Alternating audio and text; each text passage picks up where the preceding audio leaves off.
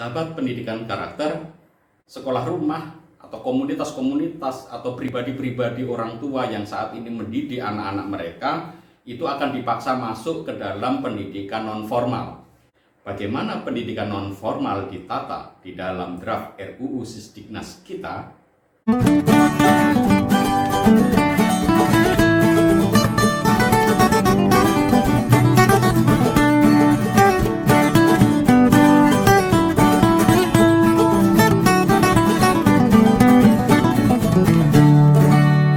Tanya Pak Doni saja. Sahabat pendidikan karakter, draft RUU Sisdiknas pada versi Januari terkait dengan pendidikan non-formal menuai polemik dan kontroversi. Selama ini sekolah rumah ini telah banyak terdiskriminasi oleh kebijakan-kebijakan pemerintah. Sebenarnya ada dua versi terkait dengan sekolah rumah. Yang non-formal itu biasanya lebih terlembaga, terstruktur, dan pemerintah memiliki aturan tertentu terkait dengan pendidikan non-formal. Sedangkan untuk pendidikan informal sejauh ini belum ada. Namun dalam prakteknya pendidikan informal itu sudah banyak dilakukan sekolah-sekolah rumah. Sekolah rumah yang sifatnya itu informal, jadi lebih cair, lebih bebas. Mereka bukan pendidikan kesetaraan, tetapi sungguh-sungguh mempergunakan kurikulum yang terpersonalisasi. Mereka melihat kebutuhan anak itu apa, lalu anak belajar sesuai dengan minat bakat yang mereka miliki. Mereka merasa lebih bebas, lebih merdeka, tidak terikat pada aturan-aturan kurikulum, tetapi tetap fokus pada pembentukan karakter dan keterampilan untuk anak-anak Indonesia. Yang selama ini menjadi catatan kita adalah anak-anak yang sekolah di pendidikan non-formal, bukan yang pendidikan kesetaraan. Kalau pendidikan non-formal yang di kesetaraan, paket A, B, C, anak-anaknya biasanya terdaftar di kementerian, terdaftar di dalam Dapodik. Tetapi anak-anak yang di sekolah rumah biasanya itu tidak terdaftar di Dapodik. Tampaknya memang ada perubahan-perubahan paradigma. Jadi argumentasi pertama itu dari pemerintah mengatakan mengapa sekarang tidak ada istilah pendidikan informal. Jadi di dalam draft yang terbaru itu hanya ada pendidikan formal, pendidikan non formal, dan pembelajaran informal. Mengapa pembelajaran informal bukan pendidikan informal? Pembedaan ini menurut keterangan dari kementerian waktu itu Pak Totok ya yang berdiskusi dengan teman-teman itu mengatakan bahwa pemerintah ingin bahwa hak anak-anak itu diakui. Artinya apa? Selama ini anak-anak sekolah rumah itu kan tidak diakui, tidak terdaftar di Dapodik. Mereka kehilangan berbagai macam hak mereka untuk belajar sebagai warga negara Indonesia. Bahkan tidak dihitung sebagai anak-anak yang masuk di dalam usia wajib belajar karena dia tidak terdaftar.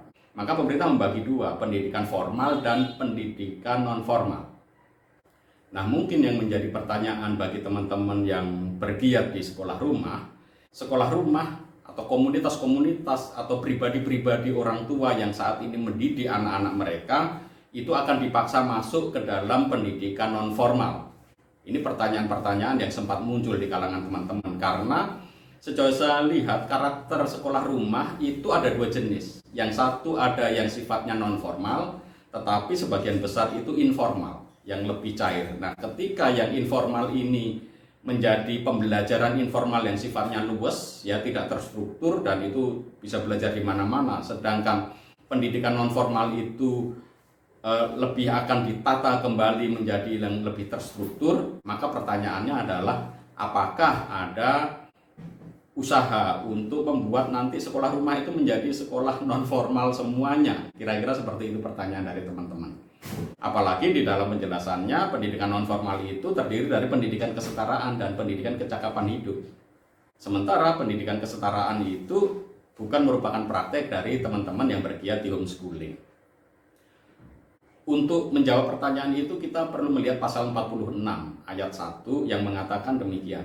Pendidikan kesetaraan itu bertujuan untuk memberikan akses pendidikan seluas-luasnya kepada anggota masyarakat yang karena alasan tertentu tidak dapat atau tidak memilih untuk mengikuti pendidikan formal dan mengembangkan kompetensi dan karakter pelajar.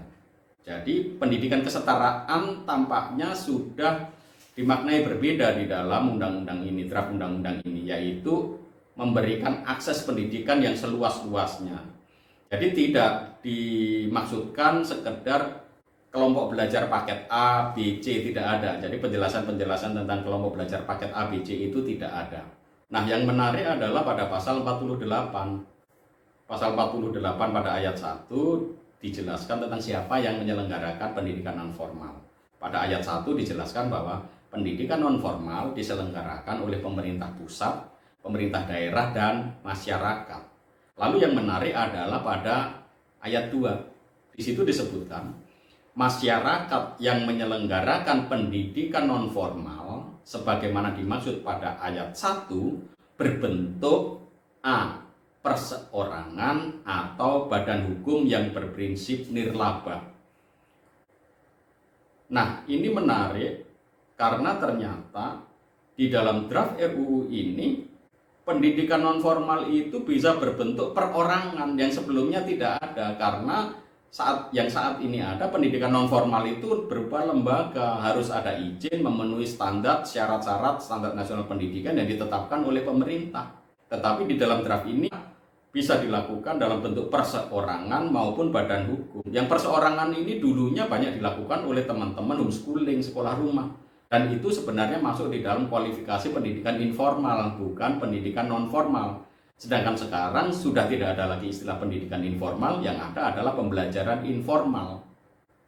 Lalu kemudian terkait dengan pendirian, pada ayat 3 dijelaskan bahwa pendirian, perubahan, dan penutupan penyelenggaraan pendidikan non formal oleh masyarakat sebagaimana dimaksud pada ayat 2 harus memperoleh izin. Nah, masalah perizinan ini bisa menimbulkan polemik nantinya di masyarakat. Karena ini berarti kalau ada orang tua mau menyekolah rumahkan anaknya, dia harus izin kepada pemerintah. Kita tidak tahu izinnya itu kepada siapa di sini, tetapi dia harus izin. Nah, kalau izin biasanya itu ada persyaratan-persyaratan tertentu yang harus dipenuhi dan bisa jadi izin tidak diberikan. Jadi di dalam konsep yang sekarang ini tampaknya ada usaha untuk membuat pesekolah rumah mandiri, pesekolah rumah komunitas yang bukan PKBM itu semua akan diarahkan pada pendidikan non formal. Dan argumentasi dari kementerian mengapa semuanya ini akan diarahkan kepada pendidikan non formal, bahkan di dalam pasal 46 ayat 2 poin A itu disebutkan bahwa pendidikan non formal itu juga diberi ruang bagi pendidikan untuk yang dikelola oleh perseorangan, berarti keluarga-keluarga, itu adalah justru untuk menjamin hak anak Indonesia supaya tercatat.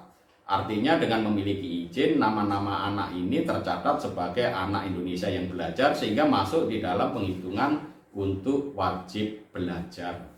Yang sebelumnya tidak termasuk, karena ketika anak-anak ada di homeschooling itu mereka tidak tercatat di Dapodik. Maka anak-anak ini akan menjadi tidak jelas dari sisi pendataan untuk wajib belajarnya. Kalau definisi pendidikan non formal itu dipahami dengan lebih baik dan diberi keleluasaan seperti tadi, perseorangan, maka orang tua yang mau mendidik anak-anaknya melalui mekanisme homeschooling yang sebelumnya itu disebut pendidikan informal, itu bisa terakomodasi dan anak-anak mereka bisa terdata di Dapodik, dan karena itu mereka kemudian bisa dianggap sebagai anak-anak yang ikut di dalam program wajib belajar yang perlu dihitung oleh pemerintah sebagai perhitungan akses terhadap pendidikan warga negara Indonesia. Sahabat pendidikan karakter, beberapa pengaturan terkait dengan pendidikan non formal ini seandainya dia harus menyesuaikan dengan istilah internasional menurut saya tidak masalah. Dan terkait dengan hilangnya istilah pendidikan informal menjadi pembelajaran informal menurut saya juga tidak masalah sejauh pendidikan non formal itu juga mengakomodasi inisiatif orang tua dalam menyekolahkan anak-anaknya, dan ini sudah diakomodasi di dalam pasal 48 ayat 2. Mungkin nanti yang menjadi persoalan adalah pendidikan non formal ini, terutama anak-anak yang homeschooling itu masuk di dalam kualifikasi pendidikan kesetaraan. Dan terkait dengan pendidikan kesetaraan ini kan selama ini konotasi yang di masyarakat adalah kejar paket. Jadi pendidikan kesetaraan untuk kejar kelompok belajar paket A, B, dan C. Nah, tentu pemerintah perlu menjelaskan nanti mekanismenya seperti apa. Dan yang terakhir, terkait dengan pendidikan non-formal ini kan harus memperoleh izin. Tentu teman-teman homeschooling itu pasti sudah berhadapan dengan banyak persoalan ketika mereka harus membuat izin ya.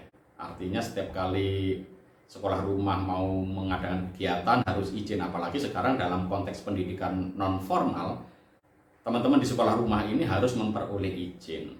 Nah, mungkin alternatif yang lebih baik menurut saya istilahnya bukan perizinan ya, karena izin ini kan terkait dengan nanti adanya standar lalu kemudian adanya kewenangan-kewenangan. Mungkin akan lebih baik para sekolah rumah ini kalau mereka ingin mengadakan pendidikan non formal secara perseorangan atau nanti perseorangan bergabung menjadi perseorangan komunitas, mungkin lebih baik istilahnya adalah mendaftarkan diri. Jadi nanti pemerintah tinggal membuat aturan syarat-syaratnya apa, mereka mendaftarkan diri, kalau syarat-syarat itu terpenuhi ya otomatis dia terdaftar. Artinya inisiatif diberikan kepada pesekolah rumah untuk memenuhi kriteria-kriteria ditetapkan pemerintah, dan kalau kriteria itu terpenuhi ya langsung otomatis dicentang biru. Mereka langsung terdaftar, dan kalau terdaftar mereka berarti diizinkan untuk menyelenggarakan kegiatan pendidikan non formal. Lalu yang kedua yang harus diperhatikan adalah untuk pendidikan non formal ini perlu ada mekanisme asesmen dan evaluasi. Karena ini untuk kontrol kualitas, dalam arti anak-anak yang bersekolah di pendidikan non formal menurut saya harus dievaluasi, di benchmarking sesuai dengan apa yang menjadi concern dan keprihatinan bangsa kita ini tentang kualitas pendidikan anak-anak Indonesia. Dan asesmen ini harus dilakukan oleh lembaga yang mandiri atau bisa jadi lembaga pemerintah tetapi profesional dan mandiri untuk mengakses kualitas anak-anak yang bersekolah di pendidikan non formal. Dan asesmen ini merupakan asesmen wajib bagi mereka yang sudah memenuhi usia tertentu.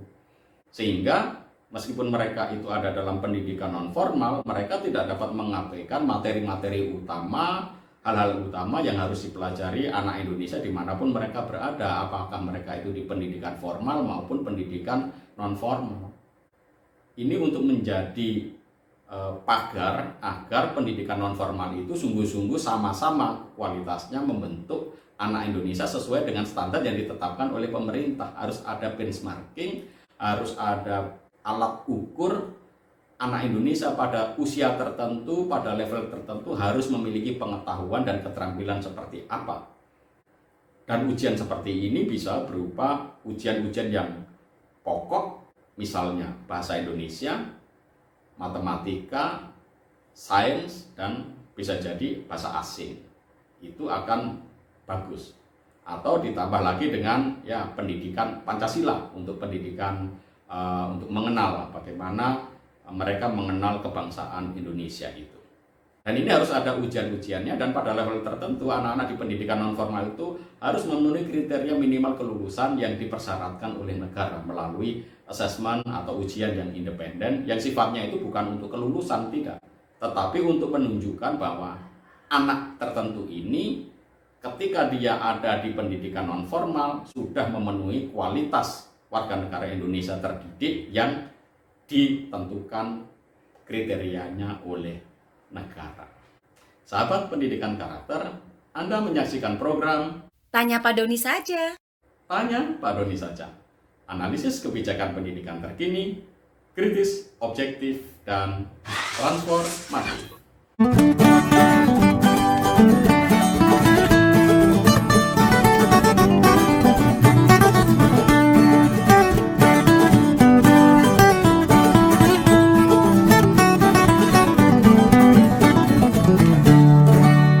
Tanya Pak Doni saja.